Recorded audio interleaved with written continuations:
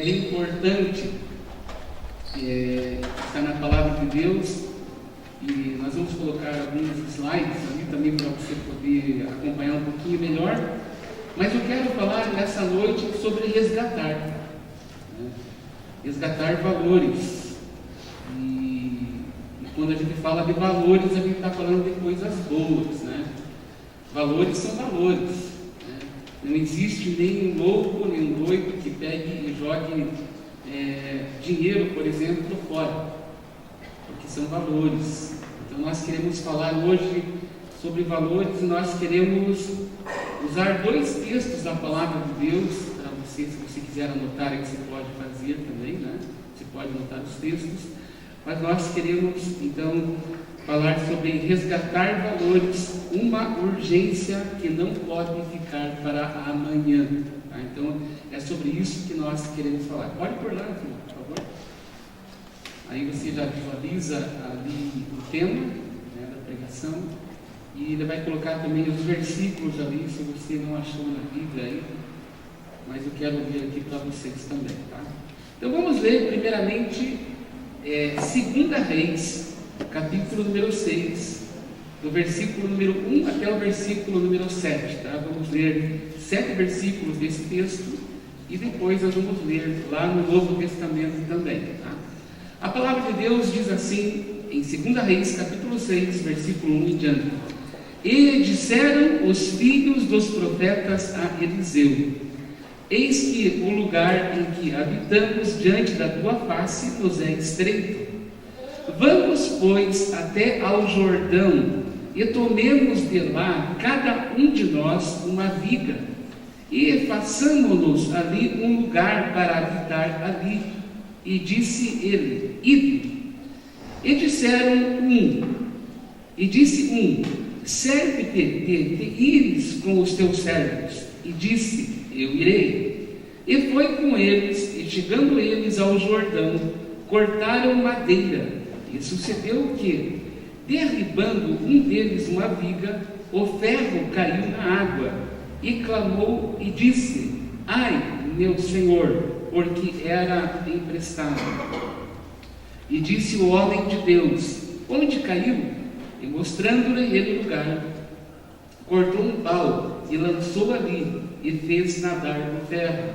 E disse: Levanta-o. Então, e ele estendeu a sua mão e tomou. Vamos ler agora Lucas capítulo 15, do versículos 8 até o versículo 10. Lucas 15, versículos 8 e até o versículo número 10, que diz assim, né? Ou qual mulher que, tendo 10 dracmas, se perder uma dracma, não acende a candeia e varre casa, e busca com diligência até achar? E, achando-a, convoca as amigas, vizinhas, dizendo: Alegrai-vos comigo, porque já achei a dracma perdida. Assim vos digo que há alegria diante dos anjos de Deus por um pecador que se arrepende. Nós vamos falar um pouquinho sobre isso então nessa noite.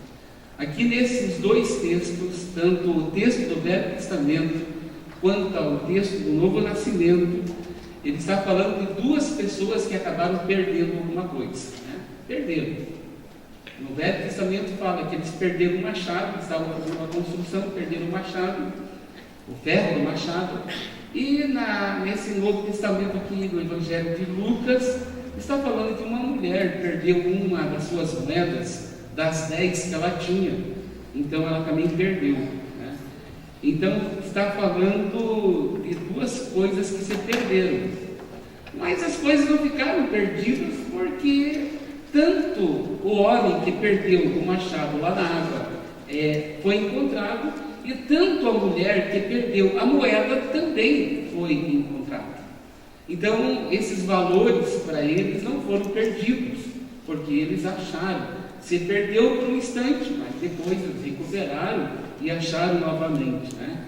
Só que nós podemos ver duas intervenções diferentes nesse texto. A primeira intervenção do machado, que foi achado, o machado que eles estavam cortando a madeira e caiu na água, o machado que foi achado, houve uma intervenção divina através da vida do profeta Eliseu. O profeta Eliseu ele estava ali junto com os seus alunos nas escolas de profeta que tinha na época. Então, por uma intervenção, quando o machado caiu na água, o que aconteceu? O homem que estava cortando, ele falou assim: ah, meu Senhor, caiu na água, e era emprestado. Né? Então, quando esse machado acabou caindo ali, o profeta ouviu o clamor, e o profeta de Deus, Eliseu, ele fez um clamor a Deus, ele jogou um pau lá na água, e de uma forma milagrosa, a primeira coisa perdida no texto do Velho Testamento foi encontrada. A segunda coisa não foi por causa do milagre, mas foi por causa de uma perseverança. A mulher que perdeu aquela moeda, ela foi perseverante. Enquanto ela não encontrou, ela não parou de procurar. Ela foi insistente. E com isso, então, nós aprendemos duas coisas importantes, tá? Para recuperar, ou para resgatar aquilo que nós perdemos, nós muitas vezes dependemos de um grande milagre de Deus, mas algumas vezes dependemos unicamente do nosso esforço. É preciso ter esforço para recuperar ou para resgatar alguma coisa a qual nós perdemos. Ela pode ser feita de duas maneiras: por uma operação de milagre de Deus, ou por um esforço tremendo da nossa parte. Tá? Então nós vamos ver isso, ok? Pode colocar lá no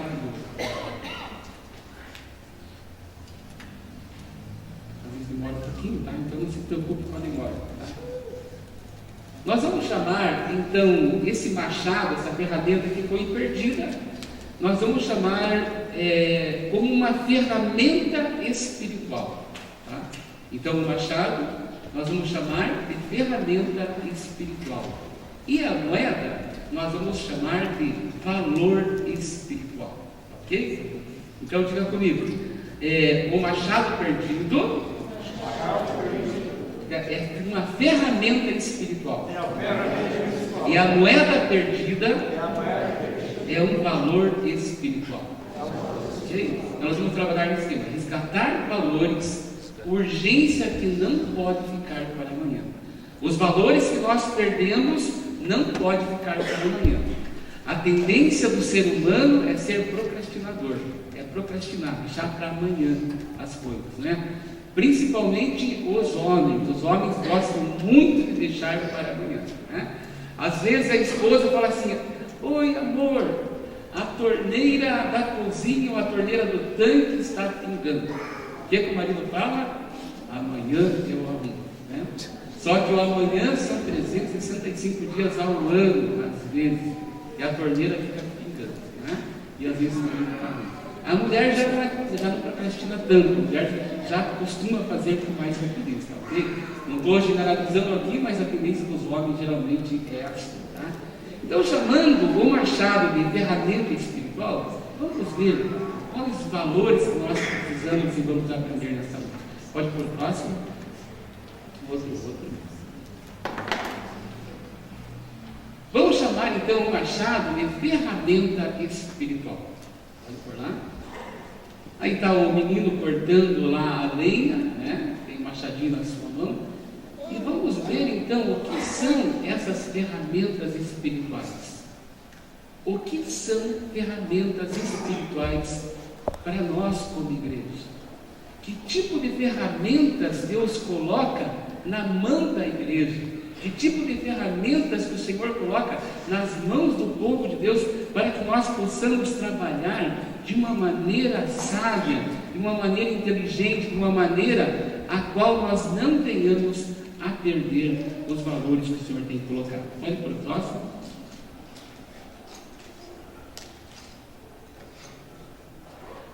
Vamos chamar a moeda de valores espirituais, tá? Já vimos isso aí, pode pôr outro.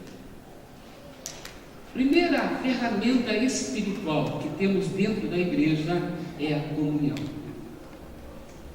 A comunhão é uma ferramenta super especial dentro da igreja. Sem a comunhão, nós não podemos ter unidade. Esse texto, quando ele está nos ensinando, ele fala de profetas de Eliseu. Eu quero ler novamente o versículo 1, 2 e 3 para vocês, né? E disseram os filhos dos profetas a Eliseu: eis que o lugar que habitamos diante da tua face nos é estreito, nos é pequeno. Vamos, pois, até o Jordão e tomemos de lá, cada um de nós, uma viga e façamos-nos ali um lugar para habitar ali. E disse ele, Eliseu falou: podem ir.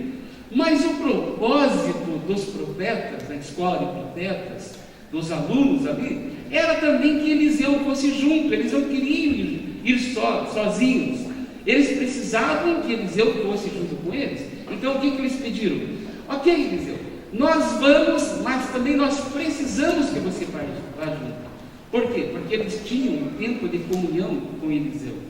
Já era de comum, talvez, reuniões de oração, passatempo com louvores, louvando a Deus. Então eles tinham comunhão. Então eles saem porque o lugar que eles estavam era estreito, era apertado, talvez o ambiente ficou pequeno e começou a vir mais pessoas, então eles precisavam fazer uma ampliação do lugar. Então, como eles não tinham ferramentas apropriadas, um dos homens da escola de profetas, um dos homens que estava com Eliseu, o que ele fez? Ele foi emprestar uma ferramenta. Ele foi buscar uma ferramenta nas melhores da intenção. E agora essa ferramenta, que talvez ele foi na casa de um amigo, ou na casa de um parente, ele foi lá e emprestou, e a pessoa com muita generosidade emprestou o machado para ele cortar as madeiras para fazer aquela construção. Agora perdeu-se, caiu na água, estava perdido. Era um valor muito precioso que havia se perdido ali. E por causa da ferramenta, estava em risco a comunhão daquele homem que emprestou a ferramenta com aquele que emprestou. Teve um que pediu emprestado e o outro que emprestou. Agora podia ser rompido o relacionamento, a comunhão daquele homem por causa do machado que caiu ali na água. Então a igreja, ela não pode perder o tempo de comunhão, a igreja não pode perder o relacionamento, porque o propósito de fazer a ampliação daquele lugar era para ter mais pessoas e para ampliar, ou para ter melhores tempos de comunhão, ou ter comunhão com mais pessoas. Então o propósito estava certo, mas agora estavam dentro de um dilema, dentro de uma dificuldade. Porque a ferramenta emprestada com tanto carinho, com tanto jeito, acabou caindo na água. E agora imagina, no dia seguinte, ou algumas horas depois, aquele homem bater na casa do seu amigo e falar assim: olha, eu perdi a ferramenta que você me emprestou. Então poderia ser rompido aquele tempo de comunhão ou aquele tempo de relacionamento. Por isso que teve uma intervenção milagrosa do profeta de Deus. A igreja, ela vive de comunhão. Nós vivemos em comunhão um para com os outros. Por isso que, como igreja, nós não podemos estar de cara amarrado, cara virado com ninguém. Porque a palavra de Deus diz perfeitamente, de uma forma poderosa, diz lá no Salmo 133: ó, quão bom e quão suaves é que os irmãos vivam em unidade. É como óleo precioso que desce sobre a cabeça de Arão, desce sobre a sua barba, e desce sobre os seus ombros, sobre a orla das suas vestes. A palavra de Deus, bem no finalzinho do texto, diz assim: ali o Senhor ordena a bênção. Então é importante a comunhão da igreja, é importante a igreja viver em comunhão, porque a comunhão, a unidade da igreja é como um óleo precioso, é como o Espírito Santo descendo, que desce sobre a cabeça. Quando a Bíblia fala de cabeça, fala de autoridade. Quando a Bíblia fala de ombros, fala de governo.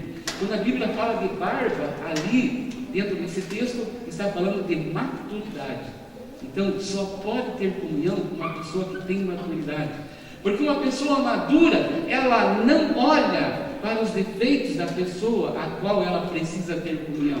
A maturidade, ela não nos permite olhar os defeitos, mas ela olha a pessoa como Cristo a vê, como Cristo a olha.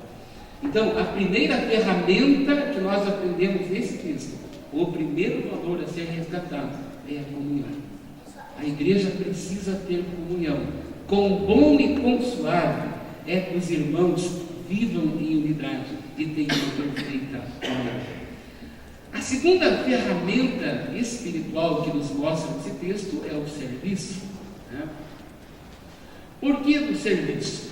Olha o que diz o versículo 5 em diante. Sucedeu que derribando uma dessas vigas, o ferro caiu na água, e clamou e disse: Ah, Senhor, porque era emprestado. E disse o homem de Deus: Aonde caiu? E mostrando ele o lugar, cortou um pau e lançou e fez o ferro matar. Por que o serviço é importante? O serviço dentro da comunhão, dentro da unidade da igreja, é importante. Vocês viram que eles saíram para fazer um trabalho para ampliar o lugar, um trabalho para que tivesse mais comunhão e mais pessoas viessem ter comunhão. Um dos elementos foi perdido, e quando aquele ferro caiu na água, o serviço parou, porque daí todo mundo teve que procurar o machado que havia caído. O serviço teve que parar. Irmãos, na igreja de Jesus Cristo, o serviço não pode parar, porque nós somos o corpo de Cristo. E se o serviço para, a igreja para.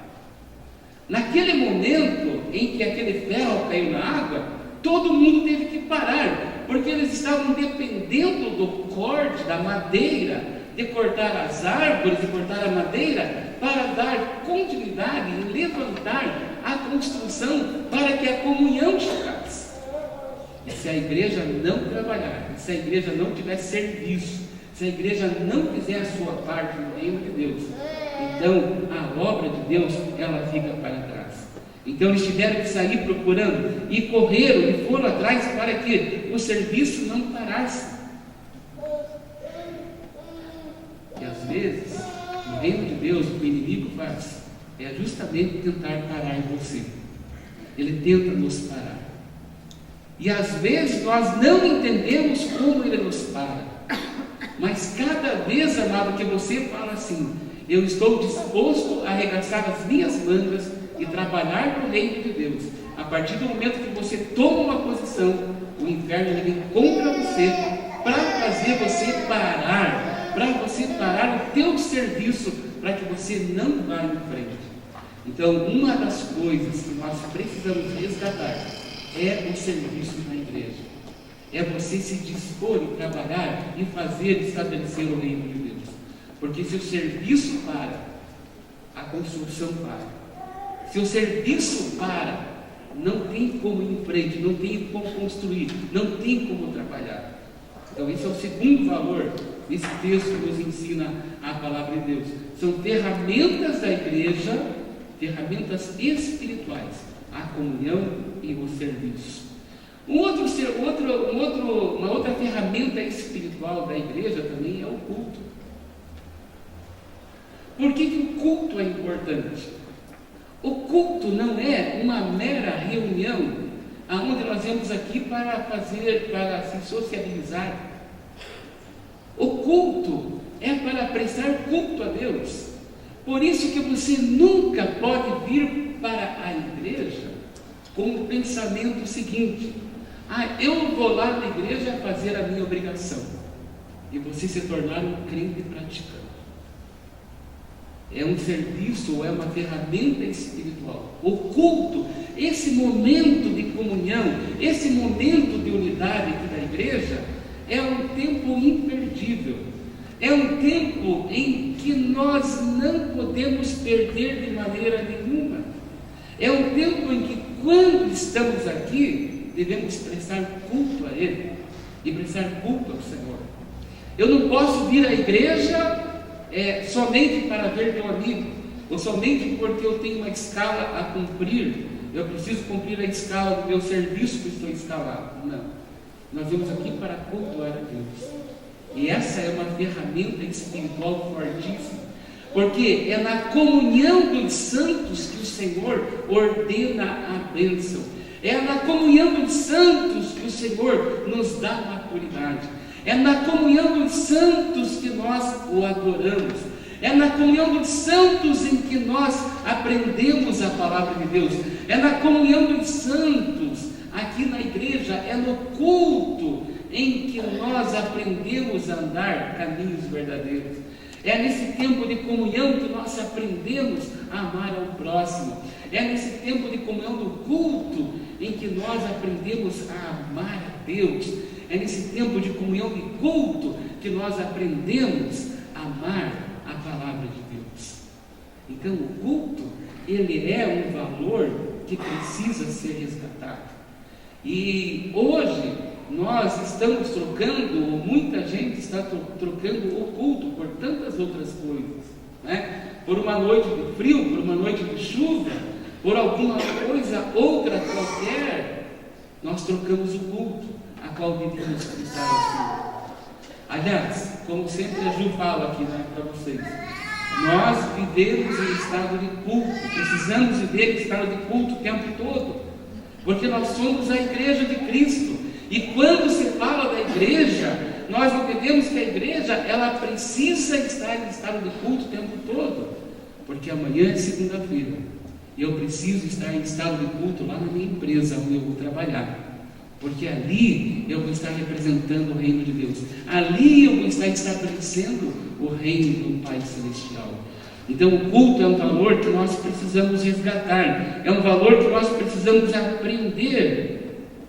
É através do culto que nós formamos a igreja, é através das células, é através dos grupos familiares que nós temos a igreja do Senhor. Durante a semana, quando estamos nos grupos, nas células, nós estamos ali estabelecendo o reino de Deus. É um culto de adoração a Deus, é um culto ao Senhor. Então a igreja precisa usar essa ferramenta chamada culto. São 2 horas e poucos que passamos semanalmente, mas não podemos, em hipótese alguma, trocar um momento de culto a Deus. Nós não devemos prestar culto às pessoas, nós devemos prestar culto a Deus, estabelecer aquilo que Ele tem colocado dentro do nosso coração. Outra preciosa ferramenta que Deus nos dá, a ferramenta espiritual, é também a oração.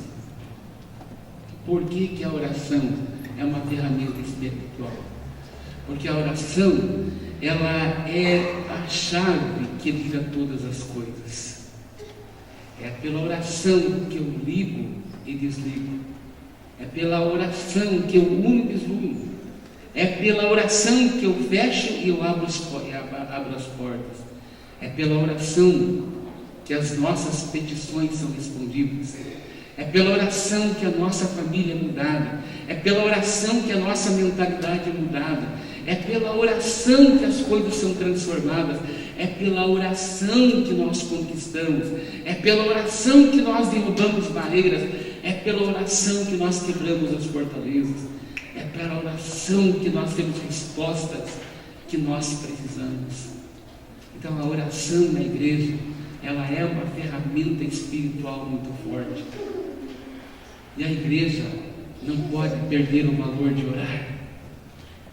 Amados, a igreja precisa orar. Você como família precisa orar. Muitas vezes nós temos tempo de oração somente quando viemos à igreja, ou somente quando viemos aqui nesse local de cultos. Sabe, amados, Deus nos dá saúde, Deus nos dá o trabalho, Deus nos dá, seja ele um alto salário ou um baixo salário, mas nós ganhamos o pão nosso de cada dia. Mas muitas vezes, quando estamos na nossa mesa posta, ou quando estamos comendo a nossa marmitinha lá no cantinho da empresa, ou quando estamos no melhor restaurante comendo uma comida deliciosa, ou quando estamos no restaurante da esquina comendo um prato feito, ou estamos comendo um x-salada na rua, ou estamos comendo lá um pão com mortadela, sei lá, eu igual nem gosto de fazer. Nós não oramos. E agradecemos a Deus, meu Pai, obrigado por esse alimento. Por isso que a Ju falou agora há pouco assim: marido, ore pela tua esposa, cubra a tua esposa de oração, cubra a vida dela de oração, ore por ela todos os dias. Sabe por quê, amados? Porque o inimigo está furioso, Satanás está odiando a família, sempre odiou a família, Satanás sempre teve raiva da família, porque ele quer destruir a imagem e a semelhança de Deus. Ele quer destruir aquilo que Deus fez. Quando Deus fez a família, Deus fez a sua imagem, a semelhança de Deus, do próprio Deus. A família é a imagem. E quando Satanás, o primeiro ataque que ele deu contra a família, ele fez a proposta para ela: se você comer da árvore da morte, se você comer da árvore do conhecimento do bem e do mal, a hora que você vai ser semelhante a Deus, a hora que você comer, você será semelhante a Ele. Mentira do diabo, porque a Eva ou Adão, eles já eram semelhantes a Deus. E Satanás quer destruir a semelhança de Deus.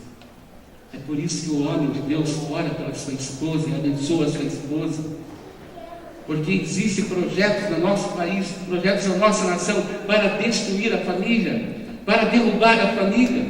Estão tentando colocar nas escolas estaduais do nosso país, para que não se tenha mais o Dia das Mães e para que não tenha-se mais o Dia dos Pais, porque por causa daquele homem, daquela criança que tenha 2 mães ou tenha 2 pais, ele não fique constrangido.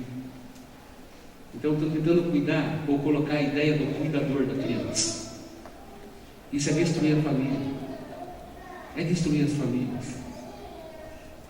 A pior destruição das famílias que está entrando na nossa casa, e com horário marcado.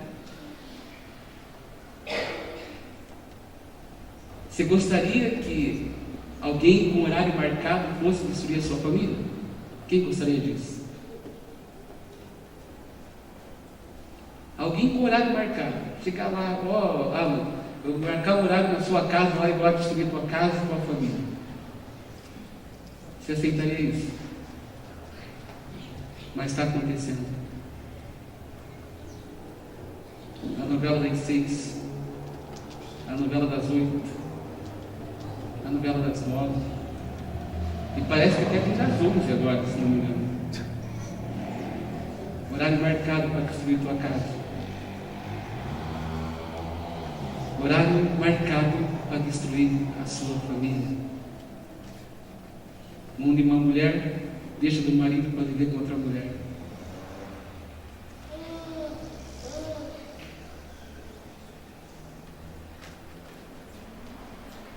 E aí? Isso é coisa boa para nossos filhos? Preciso orar pela família. E a oração que destrói essas fortalezas é a oração. Nós precisamos ser uma igreja forte. Nós precisamos ser uma igreja que usa as ferramentas que Deus dá. E as ferramentas que nós estamos ensinando nessa noite são ferramentas fortíssimas. A ferramenta da comunhão, a ferramenta do serviço, a ferramenta do culto, a ferramenta da oração, a ferramenta do louvor a Deus. São valores que nós não podemos perder, amados. Satanás, ele começa a colocar valores invertidos dentro da nossa casa com um horário marcado. E nós aceitamos. E muitas vezes para vir ao culto, celebrar a Deus, ou para ir na célula, ou para ir no grupo familiar, nós negociamos, nós não vamos, porque não priorizamos o que é correto. E aí os ataques vêm contra a nossa família. Aí vem o divórcio, aí vem a separação, aí vem a prostituição, aí vem o engano, aí vem um monte de coisas que nós nem sequer pensamos que pode bater na porta da nossa casa. Mas se nós não tivermos as ferramentas espirituais da verdade, esse mal vai bater na nossa porta e ele vai achar abrigo. Mas se nós tivermos com as ferramentas espirituais alinhadas, Ele vai bater na nossa porta, mas Ele, da mesma maneira que Ele bateu, Ele vai bater em retirada, Ele vai bater aqui embora. São serviços, são ferramentas espirituais. Outra ferramenta espiritual que nós precisamos ter como recurso é a palavra de Deus. A Bíblia diz no livro de Hebreus que a palavra de Deus, ela é viva e eficaz. Ela é muito forte.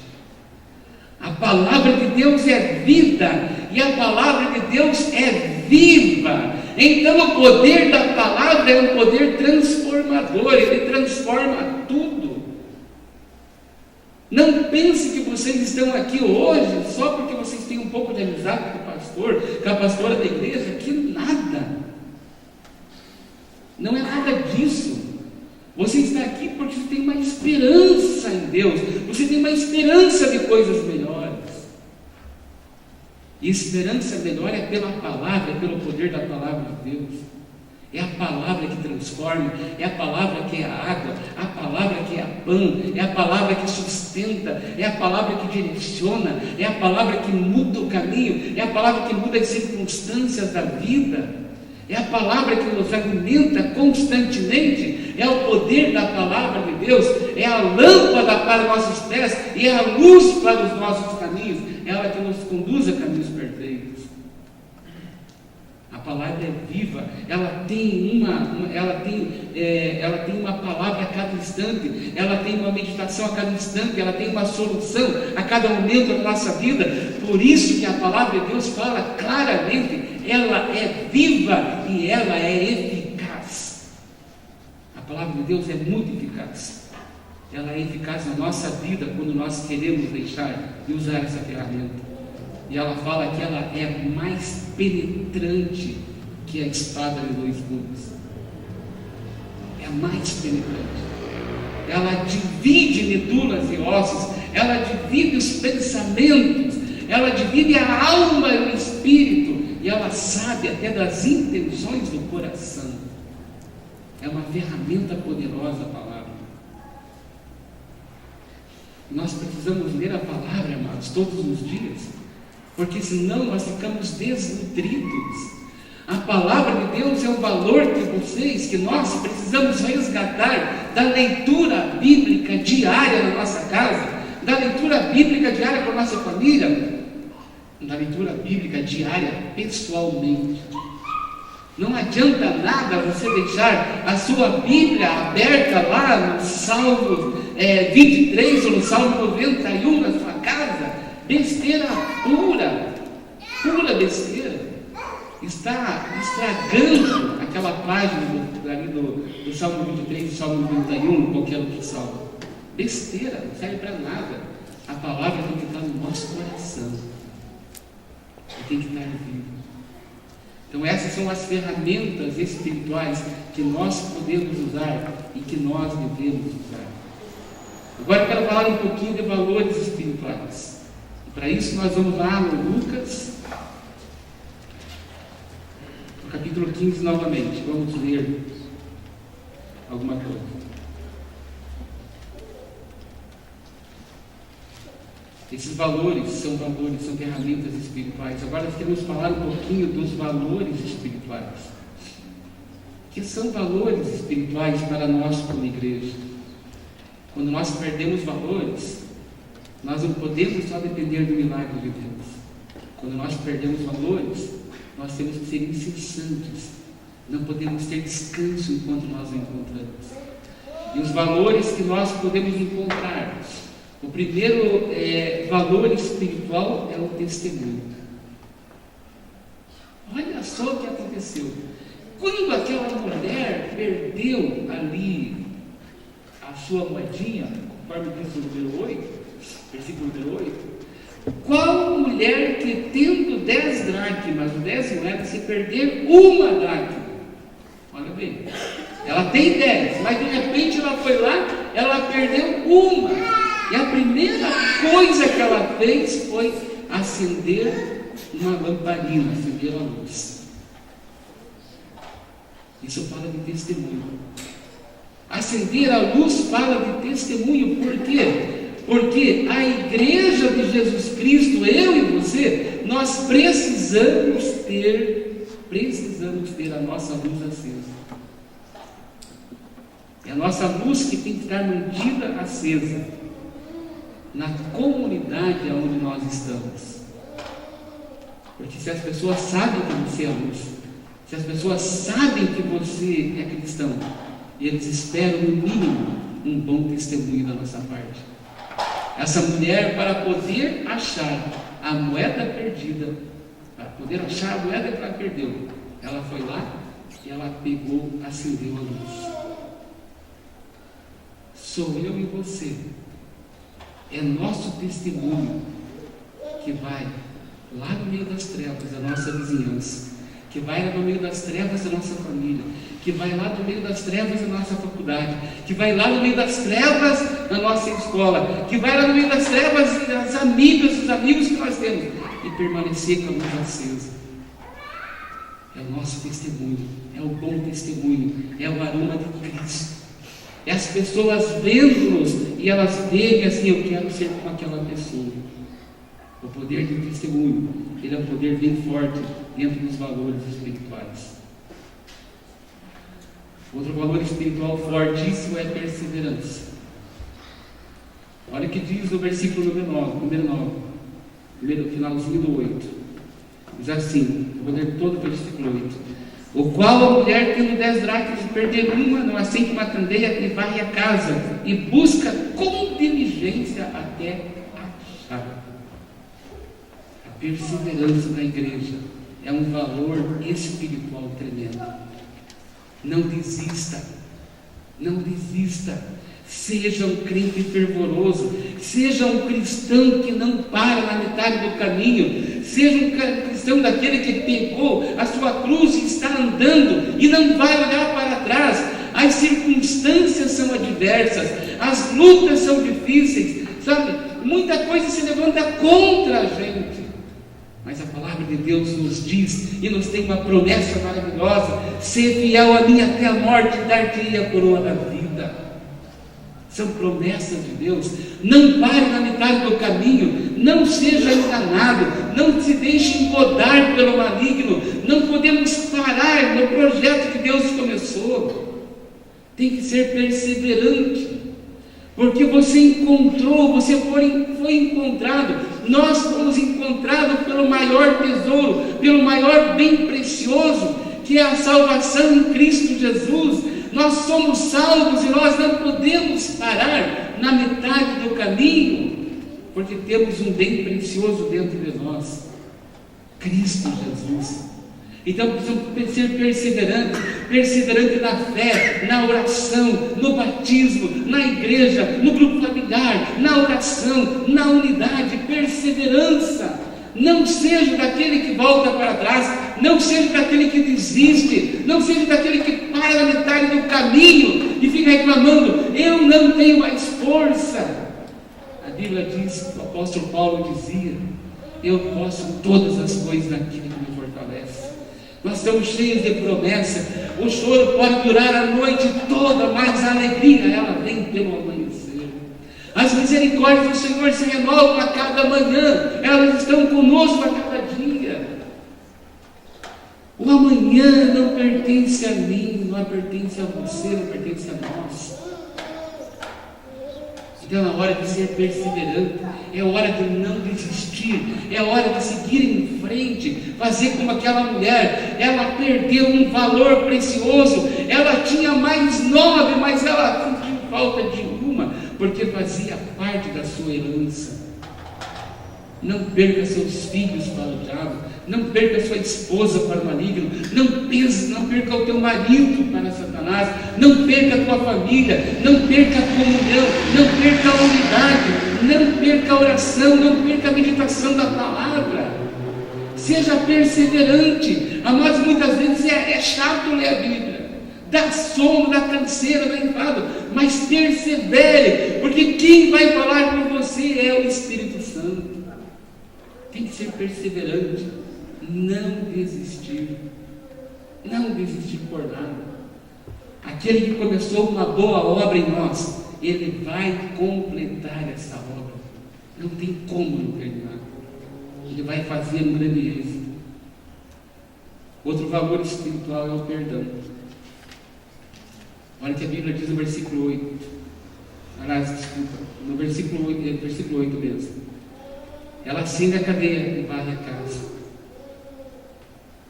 Se ela varreu a casa porque estava suja, estava cheia de poeira. E a hora que ela varre essa casa, ela tira toda a sujeira que ela encontra. Ela manda embora todo o lixo que estava ali. E muitas vezes nós precisamos limpar o nosso coração. E nós precisamos perdoar. Porque se eu não perdoo, eu também não tenho perdão. Quantas vezes perdoar? A Bíblia é clara, perdoar quantas vezes necessário for. E ele dá um exemplo de 70 vezes 7. Perdão é varrer a sujeira do coração. Perdoar é mandar o lixo embora. Perdoar é jogar tudo aquilo que me atrapalha de ter comunhão com o meu próximo, de ter comunhão com a minha família, de ter comunhão com o meu irmão, de ter comunhão com o meu marido, de ter comunhão com o meu filho, de ter comunhão com a minha sogra, de ter comunhão com os irmãos da igreja. O perdão, ele precisa existir no nosso meio. São valores que precisam ser resgatados.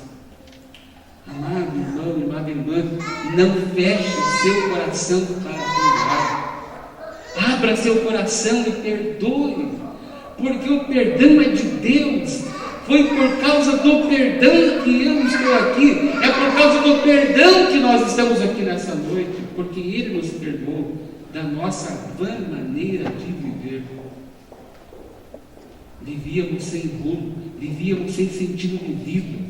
Vivíamos condenados à morte, éramos para morrer, mas Ele nos perdoou, Ele levou sobre si todas as nossas iniquidades, todos os nossos pecados.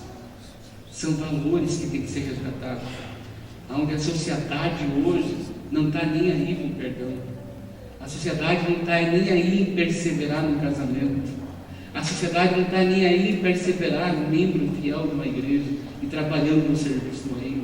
A sociedade não está aí nem para tempo de comunhão. O tempo de comunhão da sociedade virou bebedeira.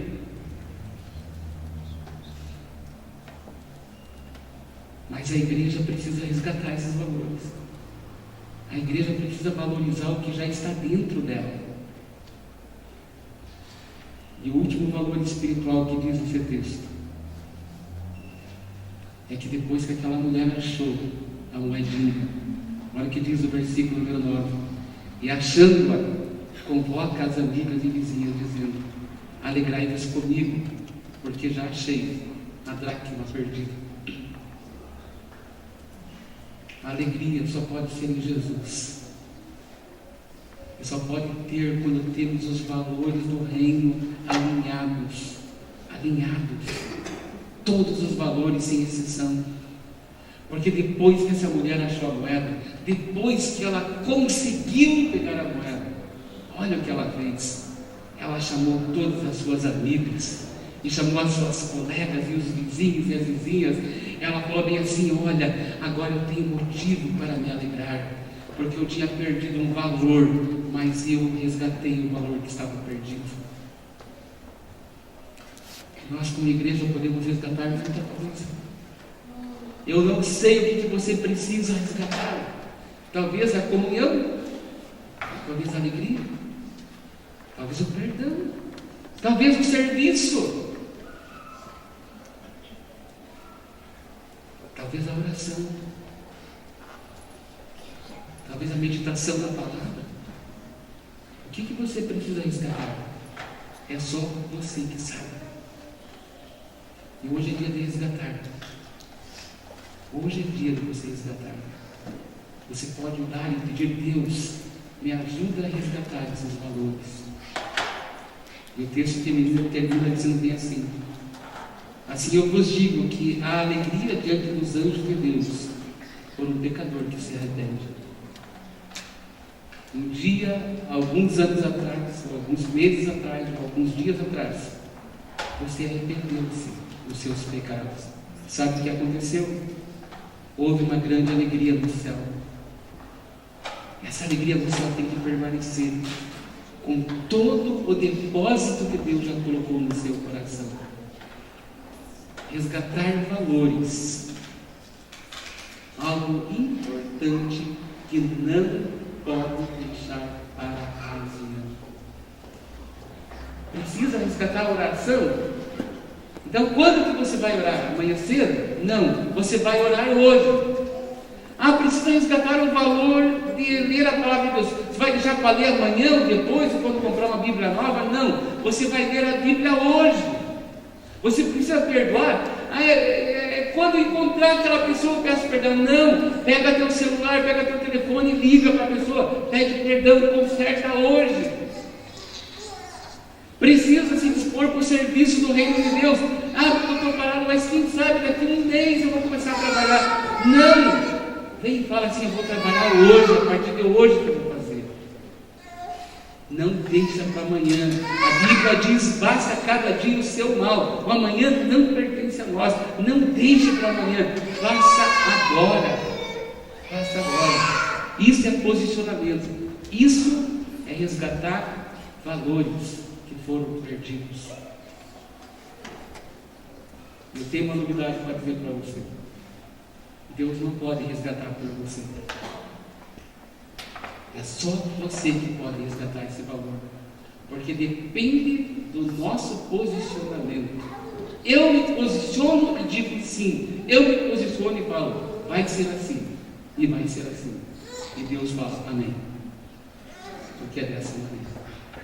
Então eu queria que você recebesse essa palavra no seu coração nessa noite. E faça como o salmista diz: escondi a tua palavra no meu coração para não pecar contra ti.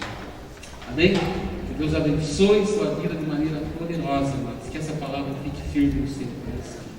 Amém? Ficamos em pé?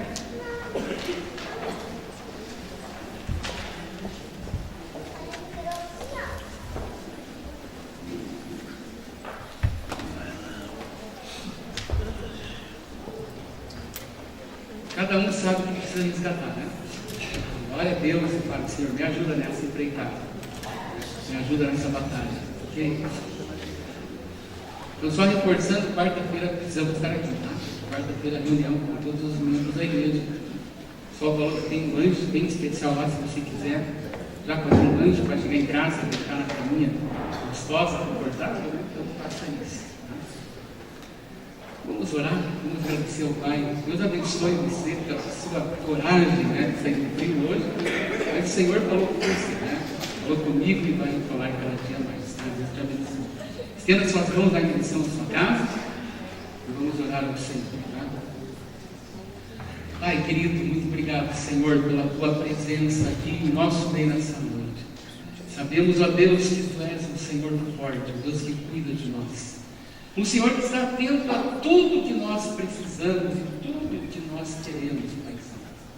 Então peço, Senhor amado, que cada pessoa que adentrou esse lugar nessa noite, que possamos todos ter uma semana de vitória, uma semana cheia pelo Espírito Santo, uma semana direcionada pelo Senhor. Não permita, ó Deus, não nos deixe, Senhor amado, ser enganados e a trocar os valores espirituais, Senhor amado, as ferramentas espirituais, por coisa nenhuma, Pai. Mas nos fortalece e nos ajuda, Senhor. Aquele que precisa comprar, negociar essa semana, esteja dando sabedoria. Aquele que está desempregado, abre a porta do emprego, dos contratos para as empresas, Pai Santo, abre essa porta, e que a igreja do Senhor tenha uma semana vitoriosa. Somos gratos a Ti e bendizemos, Pai. E abençoamos a Tua igreja com a paz de Cristo, com a comunhão do Espírito Santo e com toda a plenitude de Deus Pai, em nome de Jesus Senhor. Amém.